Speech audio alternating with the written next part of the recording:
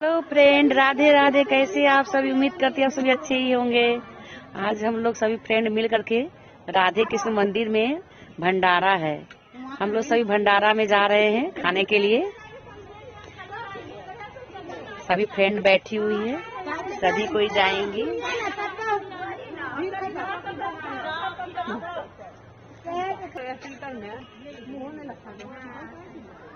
सभी कोई भंडारा जा रहे हैं खाने के लिए।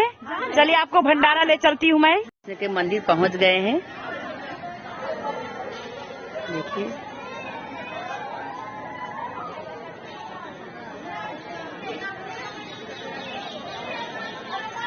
अंदर से भजन कीर्तन का आवाज भी आ रहा है।